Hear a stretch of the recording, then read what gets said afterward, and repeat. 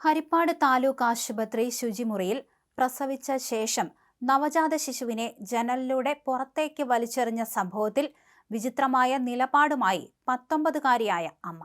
ജനിച്ച കുഞ്ഞിനെ തനിക്ക് ആവശ്യമില്ല എന്ന പെൺകുട്ടി അധികൃതരെ അറിയിച്ചു. അമ്മ കുഞ്ഞിന് മുലപ്പാൽ നൽകാൻ പോലും തയ്യാറാകുന്നില്ലെന്നാണ് വിവരം.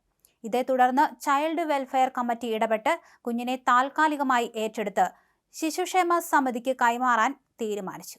2 മാസത്തെ സംരക്ഷണത്തിന് ശേഷവും അമ്മയ്ക്ക് മനസ്സ് മാറ്റമുണ്ടായാൽ മാത്രമേ കുഞ്ഞിനെ തിരികെ വിട്ടു നൽകുകയുള്ളൂ. മാനഹാനി ഭയന്നാണ് അവിവാഹിതയായ പെൺകുട്ടി നവജാത ശിശുവിനെ കൊലപ്പെടുത്താൻ ശ്രമിച്ചതെന്ന് പോലീസ് എഫ്ഐആറിൽ പറയുന്നു. യുവതിക്കെതിരെ വധശ്രമത്തിന് ഹരിപ്പാട് പോലീസ് കേസെടുത്തിട്ടുണ്ട്. നിലവിൽ അമ്മയും കുഞ്ഞും ആലപ്പുഴ വണ്ടാനം മെഡിക്കൽ കോളേജ് ആശുപത്രിയിൽ ചികിത്സയിലാണ്. പുറത്തേക്ക് എറിയപ്പെട്ടെങ്കിലും അത്ഭുതകരമായി രക്ഷപ്പെട്ട കുഞ്ഞിന്റെയും അമ്മയുടെയും ആരോഗ്യനില നിലവിൽ തൃപ്തികരമാണെന്ന് ആശുപത്രി അധികൃതർ അറിയിച്ചു.